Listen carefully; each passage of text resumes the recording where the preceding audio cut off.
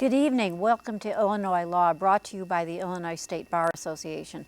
My name is Nancy Hablitzel, and I'll be your moderator this evening. Tonight's program is sponsored by the Child Law Section Council of the ISBA, and I have three panelists with me who are very good experts on our topic, which is guardianship of children. My first panelist is Joe Monahan. Joe is founding partner of the law firm of Monahan & Cohen in Chicago. He has a master's degree in social work from the University of Illinois and a JD from DePaul University College of Law. Joe teaches at Loyola University College of Law and concentrates his practice in probate and mental health litigation. My second panelist, Margaret Benson, has her degree, her JD, from the Loyola University School of Law. She is the executive director of Chicago Volunteer Legal Services, CVLS, and CVLS provides free legal services to low-income individuals in the Chicago area. Meg has represented people in family law cases for years, including divorce, custody, visitation, adoption, and guardianships. She currently serves as a guardian ad litem for children in contested guardianship cases. She has written articles on the subject and lectured on it. And my third panelist is Kathleen McGurry. Kathleen McGurry is a judge in the Circuit Court of Cook County. She graduated from IIT Chicago-Kent College of Law and was an assistant state's attorney for 17 and a half years, 8.5 in criminal court. She was appointed to the bench in 1995 and elected in 1996 and retained in 02 and 08. She served in traffic court, domestic violence court, preliminary hearings, and spent 2 years in the Child Protection Division in juvenile court. She served in Maywood for 6 years and probate since 2005. She has, since 2005, dealt with minor guardianships and now is doing minors with estates, meaning children who have some money that has been given to them one way or another. And I welcome all of you to the panel tonight. Thank you, Nancy. Thank you. I'd like to start with just the most basic. We're talking about children. What is guardianship?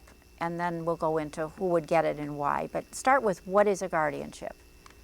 You know, Nancy, I think today it's important because of the way we have different families, structures, you know, that we see a lot of grandparents who are raising their children for one reason or another.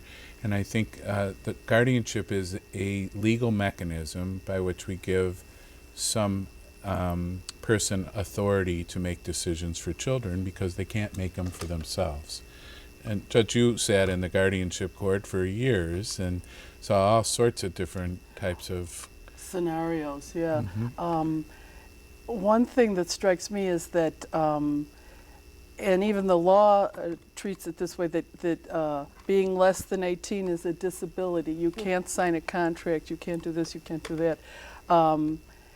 And so the child needs a representative, someone to make those decisions, sign those papers, get them into school, get public aid or whatever the situation is. Medical help. Exactly, yeah. And in our, I would have to say, complicated world, I think many years ago families could do this among themselves, but now you must have the guardianship in order to register the child. You must have the guardianship in order to receive public aid. You must have guardianship in order to sign for medical treatment. So a child who doesn't have a parent or guardian won't get any of these services, or it's almost like they'll be ignored by the entire society. So it's a very important step. And just as an example, suppose you have a child in your home who is not your child. I mean, it's not for parents, it's for aunts, uncles, whoever has the child in the home. What would you do to start a guardianship? There are a couple of different ways to get guardianship, and the simplest is if it's a short term. If the parent knows that he or she is going to be leaving town for a few months for a job or whatever, they can actually do a short-term guardianship, which is signing a piece of paper, a specific form that allows the person, allows you to have all the rights of a guardian for a certain amount of time, anything up to 1 year. However, that's really only when everyone agrees and it's for a specific period of time. If the parents are unable to take care of the child for some other reason or have died in some cases, then you start a guardianship by filing a petition in court, and the case has to be heard by a judge whose job it is to make sure that the guardianship is in the best interest of the child.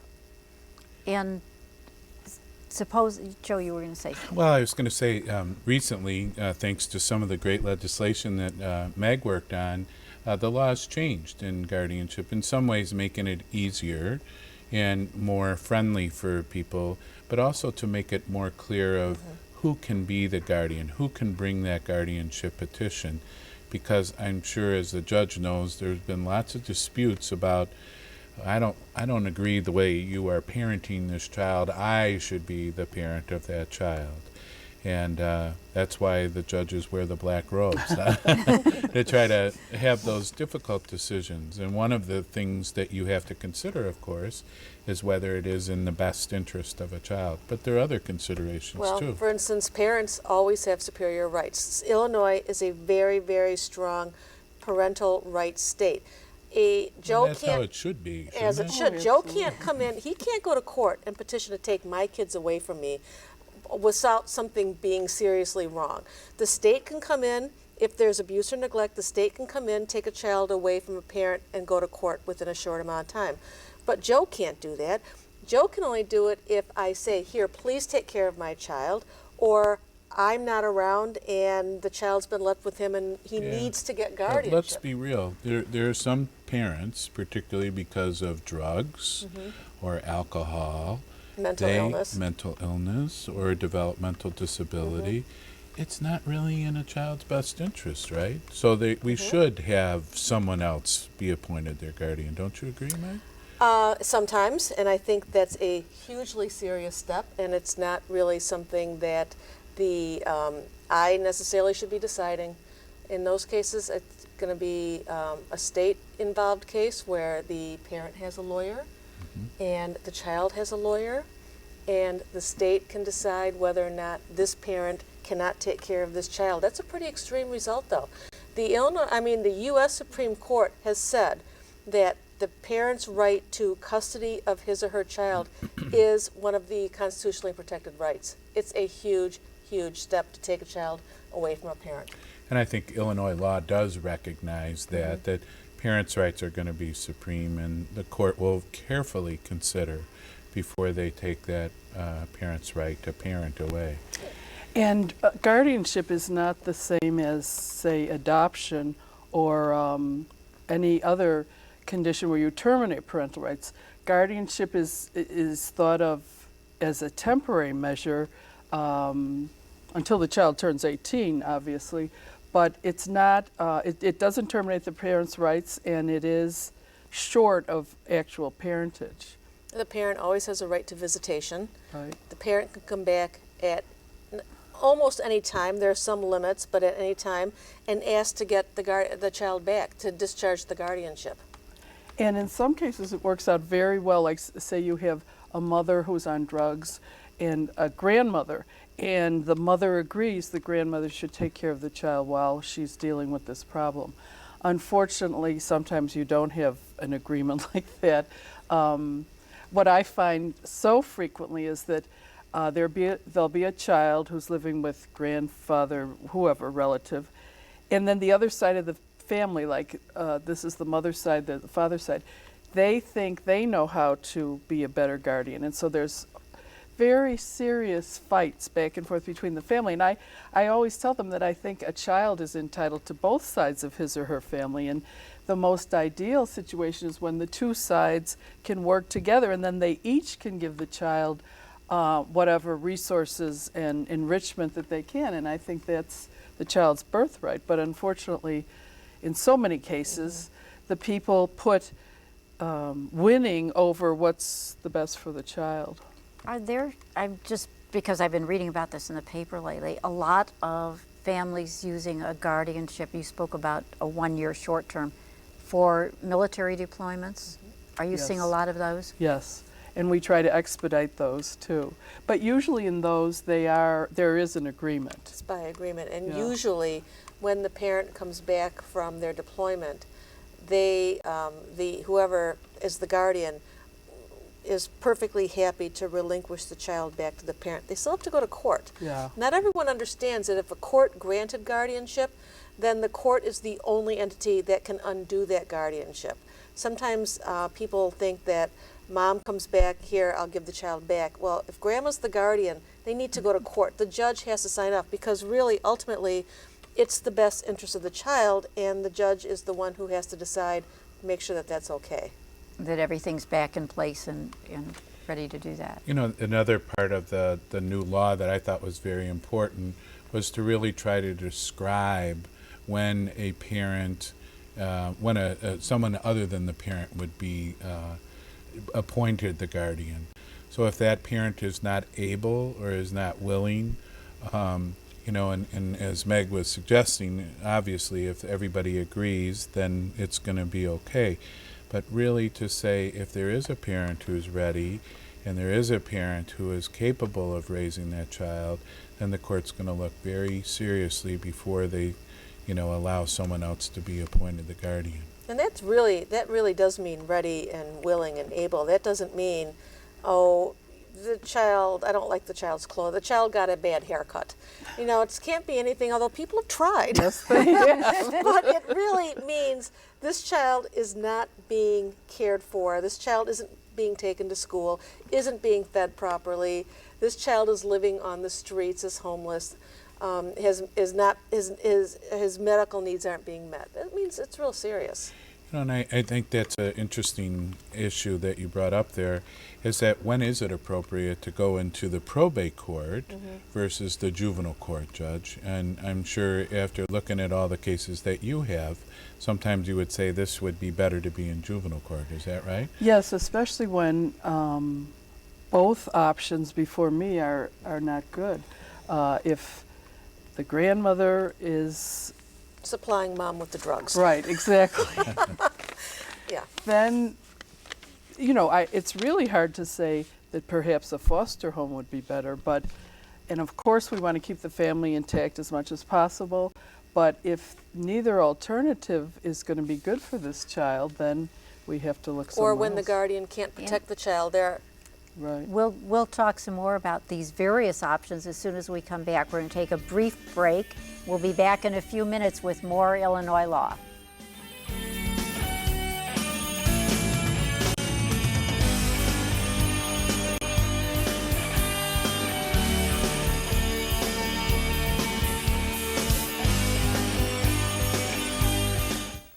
Bye-bye, Tyler. Bye-bye, Tyler. Dear, it's time for serious talk Oh? about my daycare. When I started out, it was just to help the neighbors. But lately, it's getting to be a real handful. I need some help. What can I do? I need advice on more space, a loan, What about incorporating? and insurance. Wait, I know who we can call. Times like this require sound advice. Your lawyer can help. A message from the Illinois State Bar Association.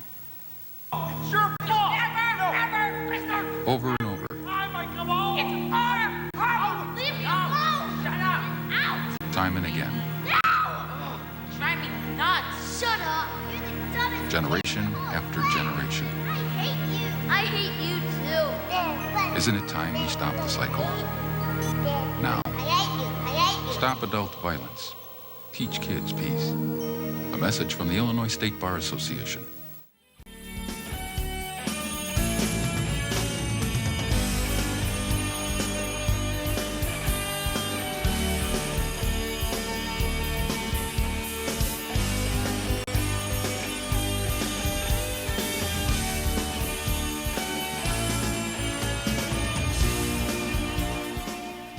Welcome back to Illinois Law. My name is Nancy Hablitzel, and we're here talking today about guardianship of children.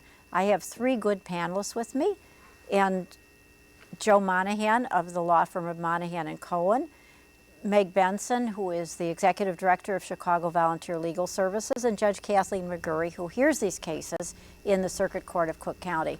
Before our break, we were just about to talk about who can become a guardian of a child.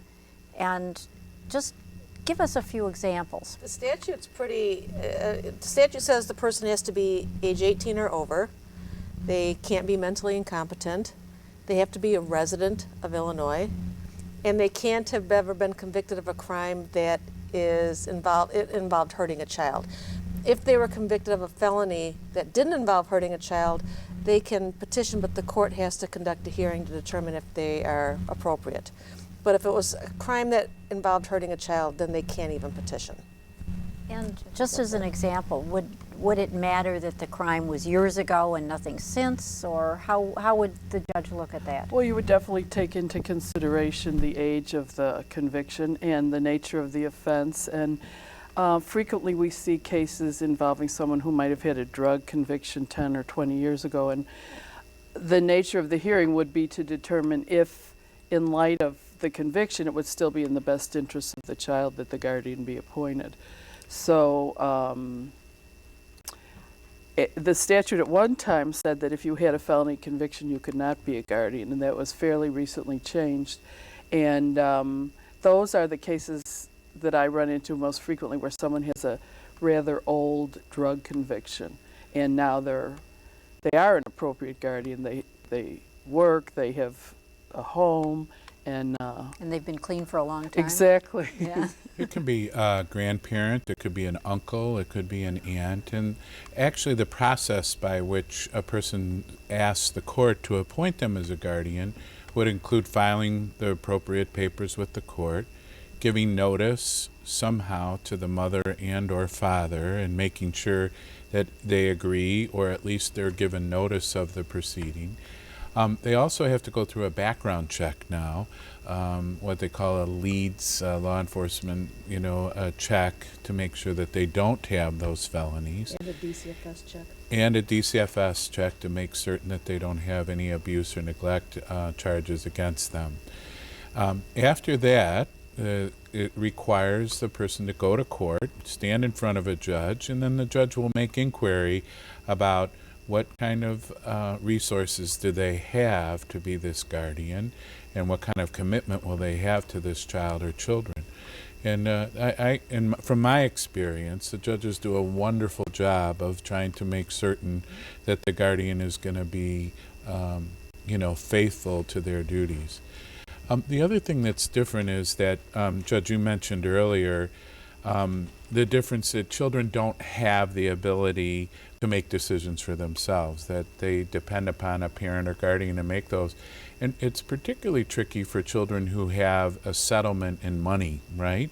And that's actually what you're doing now, right? Assignment, yeah. So.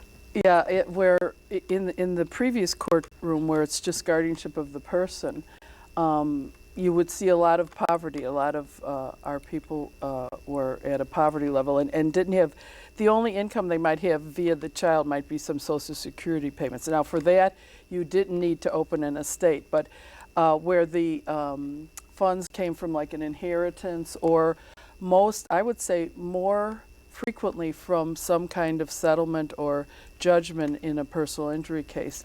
And these are in the millions of dollars. So the court appoints not just, frequently in these cases, there's a parent there, and so you don't need a guardian of the person, but you do need a guardian of the estate. And so usually, or frequently, funds are kept in bank account, and so the bank, you have an attorney representing the bank because the bank becomes the That's guardian. Right. And then a lot of times they have a case manager, and so there are a lot of fees generated there, but also the idea is the estate will produce enough income so that the trust never runs out of funds. And it's a very, very important process to protect the child's money, because it is for the child, particularly in these horrendous personal injury lawsuits, that there would be an award. Oftentimes the person might have cerebral palsy or other physical disabilities where they're going to need money for the rest of their life. And so it's the court's job to lock that money up and make certain that it's going to be there for the rest of that minor's life.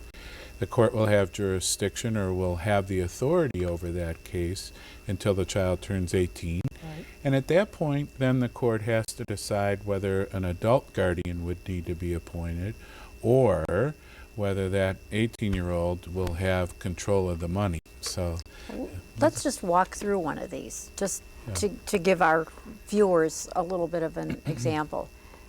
You have a child who is, say, hit by a car, car accident.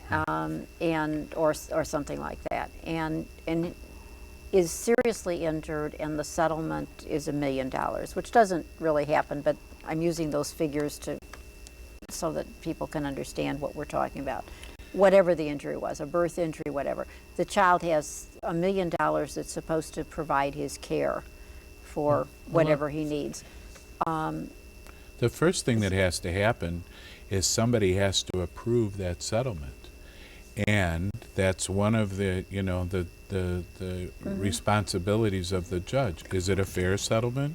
Is it an appropriate settlement? And then once that money is collected, you have to invest it so that it's safe, it's secure, and make sure that it's available for that minor when they turn 18. So that if a child is in the process of getting such a settlement, you would open the estate before the settlement is done. Well, Or, you have to, or somehow. the case must go to either law division or wherever the personal injury case is first. And frequently, that judge will approve the settlement because that's part of their job too. And they may open the estate, but ultimately that has to be transferred to the probate division to be administered. So usually at that point there are attorneys, obviously for the minor, and sometimes we appoint a guardian ad litem for the estate. But usually most of that is done in the law division, and then it's actually a new case that they open in the probate division, and then we have to give orders as to what kind of account it is and things like that. And bills. Pay bills. Sometimes you have to hire a case manager, or Right. it can amount to a lot of money. But people then would come essentially to your court Right. to get approval if, say, the child needed a specialized wheelchair Yes, to exactly. be paid for out of that, or some kind of assistive device to help them in school that wasn't covered by the school. Most of the time, what the court will do is approve a budget. If there's enough money, the court will approve an annual budget. Then the guardian every year has to come in and say to the judge, this is how I spent the money, and get approval for that. If there's any unusual expenditures that need to be done, those get prior court The approval. court can sometimes agree, buy a house, Absolutely. Not only buy a house, build a house. build a house, yeah. That's specially car. designed for Right, that for person. Buy a needs to car so the accommodate. caretaker can take the child to all the doctor appointments. Now, there's also cases where there isn't $1 million, there's $30,000 less money. And in those cases, the court, once it's all approved and set up and the bills are paid, the court will then authorize the caretaker, the parent, to put the money into a special bank account that's restricted and subject to court order. Once the money is in that bank account, the case is transferred to Judge McGurry's previous courtroom, and in those cases, the parent or the custodian, whoever has the child, if that person needs some money out of the minor's estate, the child's estate, they go to court and they ask the judge. They might want to buy a computer, they might want to buy school uniforms, they might want to take the child on a vacation. They have to justify the expense of the judge, and if the judge agrees it's appropriate for that child, the judge will give them a court order that they take to the bank and get out a specific amount of money. It could be to straighten their teeth, to buy a It musical could be, instrument. yeah, it can be anything Yes. from $20 for something up to a few $100s, and it's the judge's discretion, because again, the judge is protecting, the judge's job is to make sure that money is used only for the benefit of that child, not the rest of the family, and that as much as possible is left for when that child turns 18 and that child gets control over the money. And then you hope that they have the sense to spend it 18's kind of carefully. young. We've talked about that before. 18-year-olds shouldn't have that kind of money. But There are different compartments of guardianship, as we talked Yes. about. There's guardian of the person to make those the medical decisions. There's guardian of the estate to make certain that that money is protected for the minors until they become adults. And then, as we talked in our previous program, if children are abused or neglected or dependent, then the State Department of Children and Family Services can be appointed their guardian. But it's regularly going to happen in the juvenile court, Right. as opposed to the probate court. So that the split between the two really has to do with abuse, Yes. abuse or neglect. Abuse or neglect would go over to juvenile court, and happy children in need of help would come to you. Sometimes. In theory, that's Theory. that's the way it is. But that, that is people with the genuine concern. Yeah. This has been absolutely fascinating, just listening to the differences, and just hearing the various kinds of things that can be done with guardianships of children, and when it's appropriate and when it's not. Next week we're going to talk a little bit more about the guardianship statute, so everyone who's watching will want to turn in again and take a look at what we're doing. I thank all of my panelists, Joe Monahan, Meg Benson, Judge McGurry. Thank you so much for being with us this evening and talking about guardianship of the child. My name is Nancy Hablitzel. Thank you for watching Illinois Law.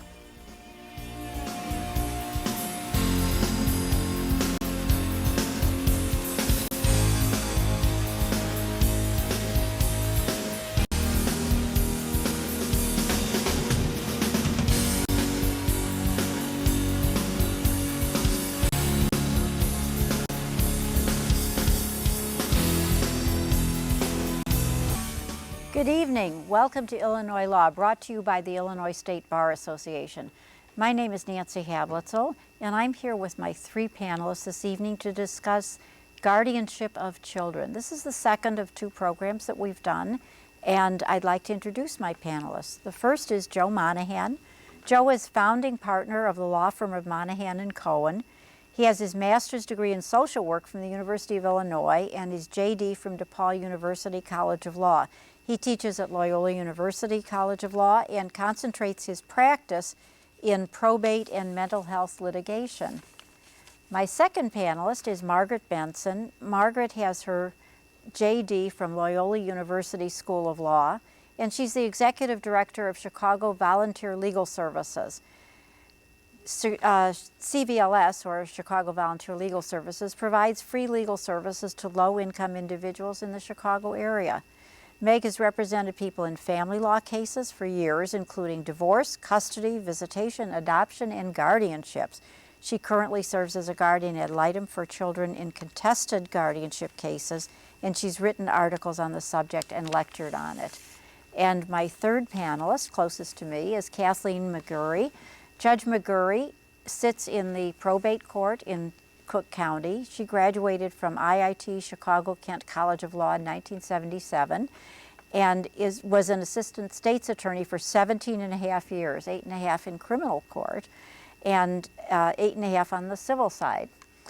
And her appointment to the bench was 1995. She was elected then in 96 and retained in 02 and 08. She served in traffic court, domestic violence court, preliminary hearings, and then juvenile court for 2 years. On the child protection side, she went to Maywood for 6 years on the civil and criminal courts and has been in probate since 2005, doing minor guardianships and now estates of the minors, which is another word for children. And so we're talking about guardianship of children. In our first program last week, we talked a lot about the various types of guardianships and guardianships just of minors, guardianships of minors who for some reason have some money coming to them, and how they would have an estate set up, and a little bit about who can be a guardian. So let's talk a little bit more today about what are the responsibilities of the guardian. Judge McGurry, what do you expect when a guardian comes into your court for a report?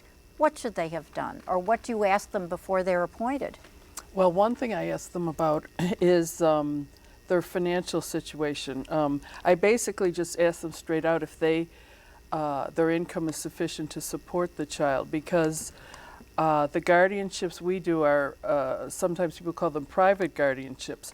They're not funded by the state or DCFS or anything like that, so the guardian has to be able to support the children and do everything for a child pretty much the same as a parent would. In other words, make sure they go to school, make sure they get enough rest, do their homework, just exactly like a parent. And so I do ask them a little bit about, are they employed, what is the source of their income and things like that. But to boil it down, I would say yes, a guardian, even though they're not a parent, but they're expected to do pretty much everything a parent would do. In other words, fill in for a parent, basically, in this child's life. You ask about their house. They have to have sufficient room for the child. The child should have his or her own bed. I know you always ask about the bed. I do. They can't be sleeping on the floor. Right. Or with several other people. Or with several other people. Yeah. They don't have to have their own bedroom, but they should have their own bed.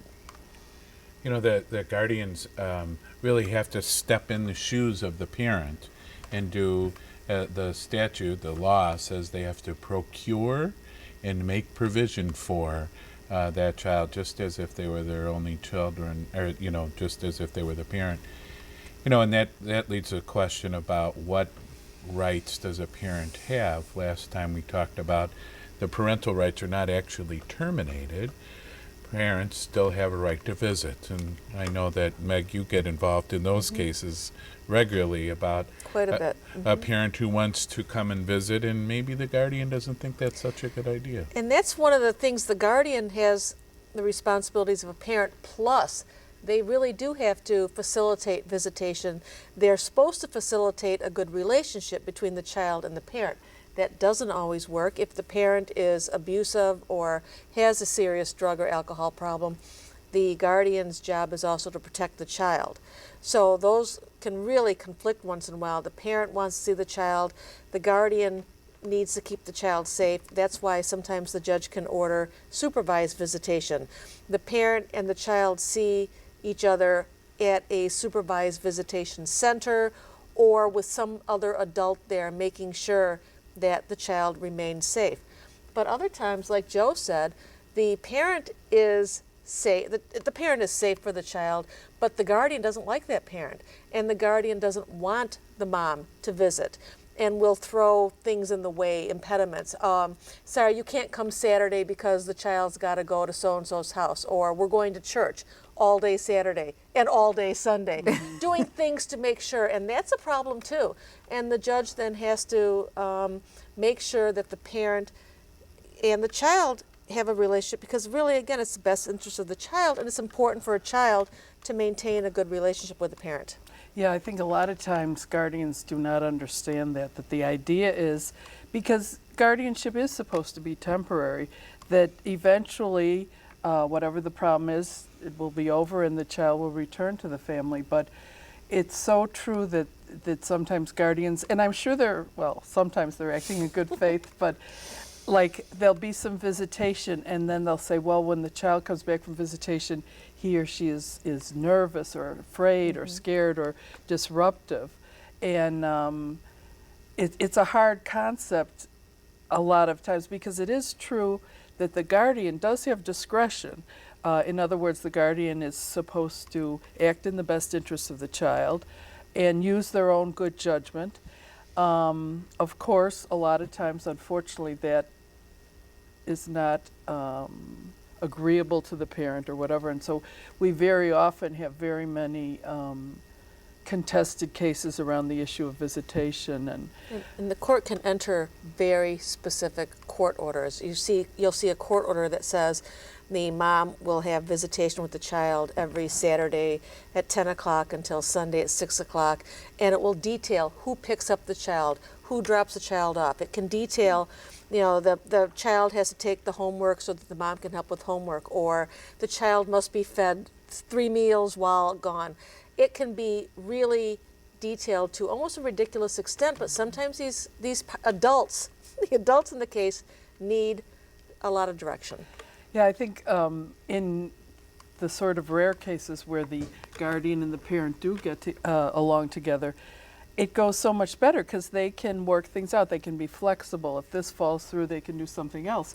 But in the really hotly contested ones, if there's one variation from the court order, they're, back in court claiming a violation. You know what I think is, you mentioned several times this whole business of it's in the best interest of the child. But depending on who you are, you're looking at the best interest of the that's right. child a whole different way.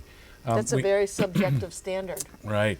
We mentioned a guardian ad litem, and I thought that's kind of a fancy term that some people may not know what it is. Oh, please explain. A guardian ad litem is really a lawyer, in most cases, who is appointed by the court to serve as the eyes and ears of the court and really to suggest what is in the best interest of the child. It's a very, very important role. Last time we talked about some minors with money, and the guardian ad litem will often make recommendations to the court about whether this should be purchased or that should be purchased or should not be purchased. Visitation may be another one. The guardian ad litem will go out and be the eyes and the ears of the court, because the court can't go out and see what does that home environment look like, who are the other people involved in the home, and make a report back to the court. It's an interesting, and Meg, of course, you and your volunteers do that regularly for the court. It's a wonderful service. The guardian ad litem can also talk to the child. The judge doesn't want to drag the child into court. It's not fair to a child to be in a courtroom and say, "Oh, where do you want to live?" They don't do that. But a guardian ad litem will get to do his or her best to talk with the child, try to do it in a very non-threatening, usually overplaying. Sit down on the floor and play cards and chat, and at some point you can pick up what that child wants or where the child's comfortable, and then the GAL, guardian ad litem, can then tell the court and the other parties what the child wants to the best of anyone's figuring out. And it's formalized in the law now, Nancy, that 14-year-olds really have a say in the guardianship court to say, what they want. Now, the court doesn't always have to follow what the 14-year-old wants, but there is the sense that the guardian ad litem will be the voice for the child and will help and assist the court in making the tough decisions that the court's often faced with. Ultimately it's the court's decision. Right. But the guardian ad litem. And sometimes you do go against the wishes of a 14-year-old. Because sometimes a 14-year-old wants to live with the parent who doesn't make him go to school. Not a good idea. Not a good idea. At the bottom of the petition, there's a section there called the nomination, where a minor who's 14 or older signs saying that they nominate the petitioner as their guardian. And I think the other good thing about that is that it gives the child a little bit of input in the case, which I think is good at that point. I think it does empower the child to say that the court recognizes that, a 14-year-old can have important input that the court needs to know. And I think it's great that the law actually invites the 14-year-old to participate in that way. There's other difficult things, I think, that come up in the guardianship, and that sometimes is, Judge, you mentioned a couple times that it's a temporary thing. Right. Getting guardianship back. The parents now say, we're in a different place right now, and we'd like guardianship back. And I know the new law addresses that, right? I think this is the perfect place to take our break, and when we come back, that's exactly what we're going to talk about. We're going to talk about what happens when the guardianship should be terminated or should be changed, and how does that get done. We'll be back in a few minutes.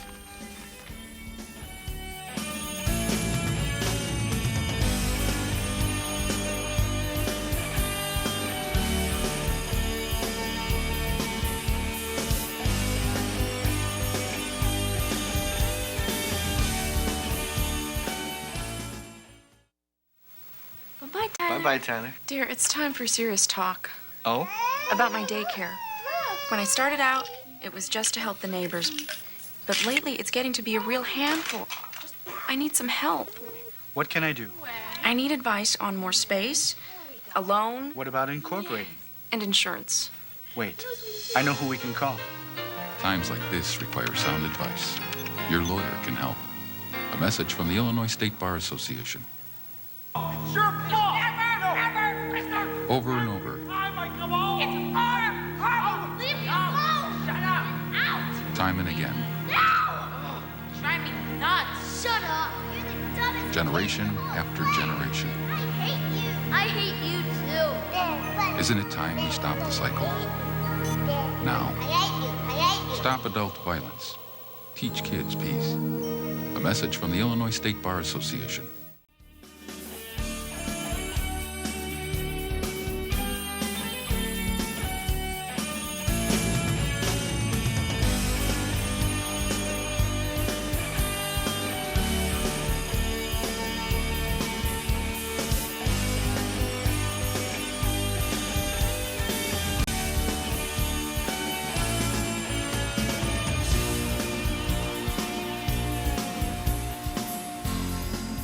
Welcome back to Illinois Law. My name's Nancy Hablitzel, and I'm here this evening discussing guardianship of children with three good panelists, Joe Monahan, Meg Benson, and Judge Kathleen McGurry.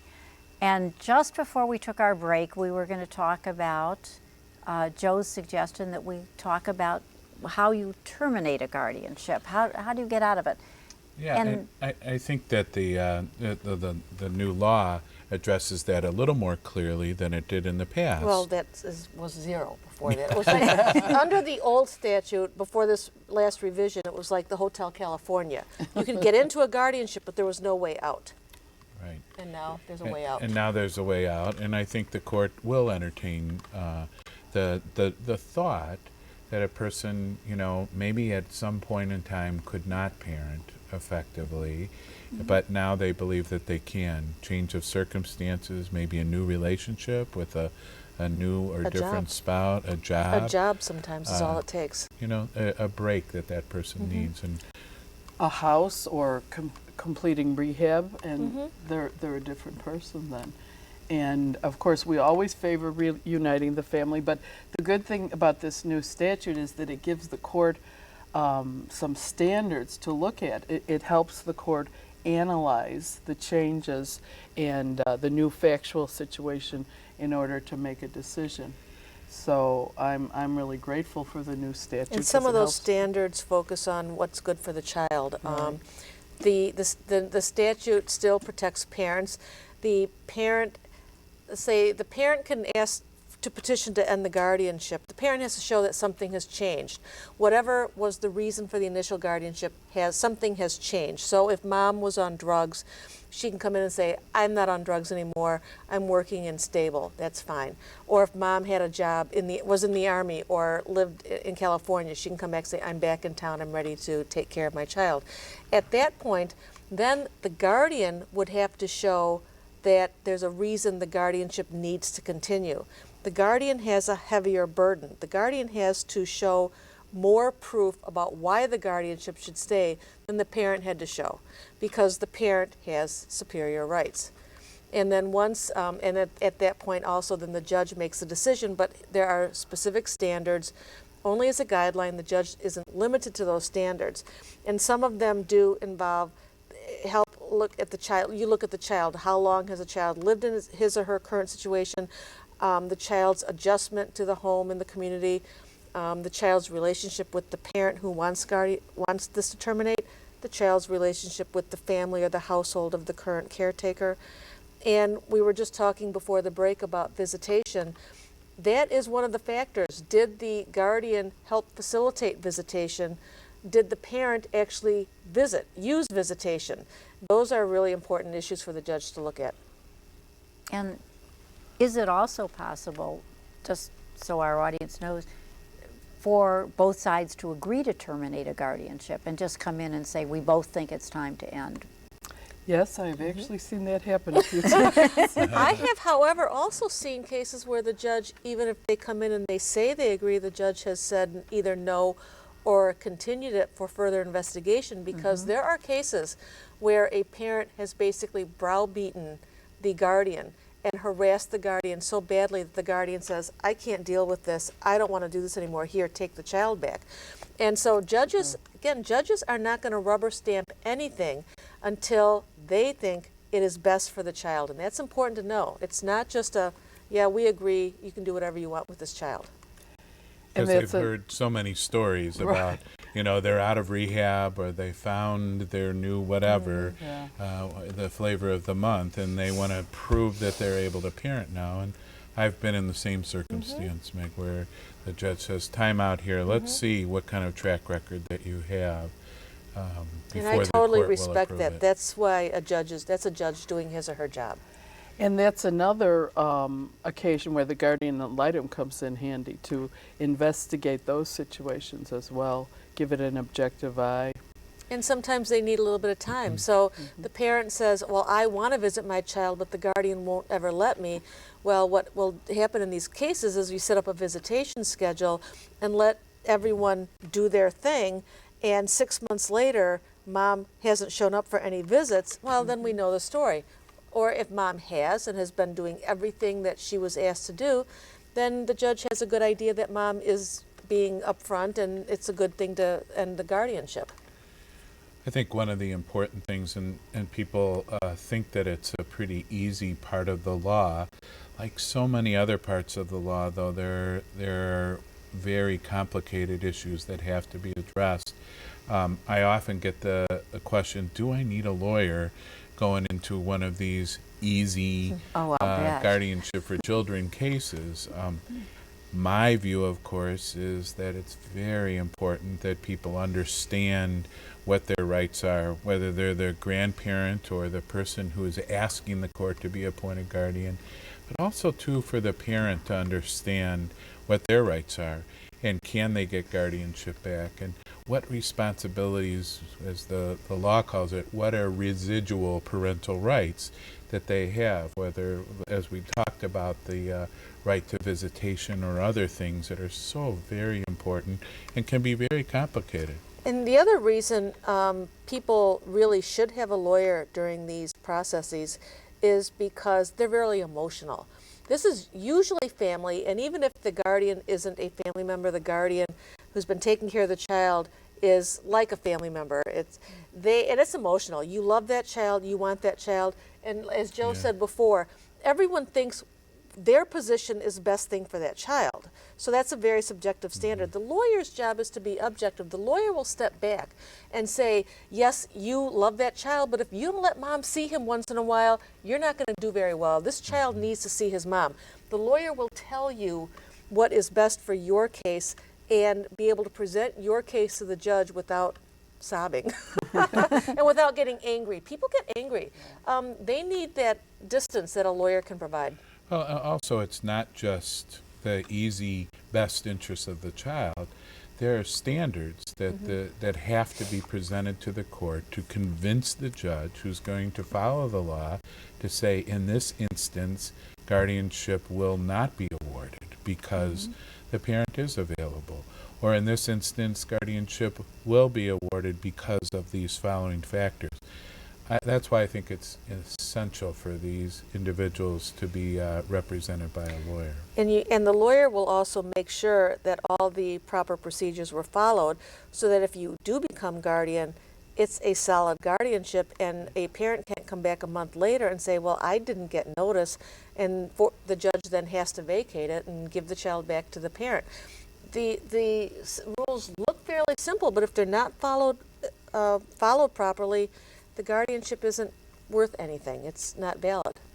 I agree 100%. Attorneys, at least from my perspective, make everything so much simpler, calmer, and orderly. And that seems like a minor point, but it really isn't, because I think it was Judge McGann who wrote an article about how the rules that we are bound to follow are written by lawyers for lawyers. And I know people, I always say, this isn't Judge Judy's court, because I think people think they can watch TV and just stand up. They're at such a disadvantage. And then frequently there might be one lawyer on the case, the guardian ad litem, but the guardian ad litem cannot represent either side. The guardian ad litem is there for the child only. So I know, a lot of the problem is we live in a very economically difficult time, but anything in court where you're going to get a court order if you don't have an attorney, you're really at a disadvantage. And it is the judge's job to try to make everything fair, and we do as much as we can, but things go so much better with And attorneys. you can't tell the people how to do it. Exactly, Right. yeah. Oftentimes when I'm in court and watching people who don't have a lawyer, they're asking the judge to advise them. Right. And it's very, very judge difficult. It can't. is, you're really caught in between. I see the same thing in the clerk's office too, and they're not allowed to say, Yeah. you know, and that makes sense. They can't practice law because they're not lawyers. And you see petitions filled out improperly, and the judge has to throw it out, and people are frustrated. Yeah. There's a lot of effort by, I think, the State Bar Association and other local bar associations to try to provide help for people who cannot afford a lawyer. And I think it would be well for anybody who's going into the guardianship arena that they explore all of their options that they have in order to get representation. It's very important. You know, we talked about some of the issues. There's visitation, there's when the guardianship would be terminated. We talked a little bit about money and children with money, but there's all sorts of other things. You know, should a guardian be able to move the child out of state, for example? You know, under what circumstances? What happens when mother or father don't take the advantage of visitations? What happens when the child starts acting out and gets in trouble with the law? I mean, Right. what's the guardian's responsibilities there? Or when they want to have their ears pierced. Yeah, big one. Or tattoos. Yeah. Even the basic issue of notice. If you don't have an attorney, so many of the pro se litigants, they're not clear on that concept. And, you know, you'll appoint the guardian, and then it'll be a parent will come and say they had no notice, and you have to litigate this and just throw everything out, and it's a waste of everybody's time. Yeah. And I would think that just finding your way around the courthouse, it's hard for many lawyers, but I would imagine that for someone who has never been involved in the legal system, it would have to be a nightmare. Very it's hard. confusing, very overwhelming, and it's at a time, if you're going to take a guardianship, that's very emotional. I thank you all. This has been one of the most interesting and informative segments that we've done, and I just thank all of my panelists for coming. I thank you for watching, and I thank Joe Monahan, Meg Benson, and Judge Kathleen McGurry for coming to give you information about guardianship of children. My name is Nancy Hablitzel, and I've been enjoying being with you this evening on Illinois Law, brought to you by the Illinois State Bar Association.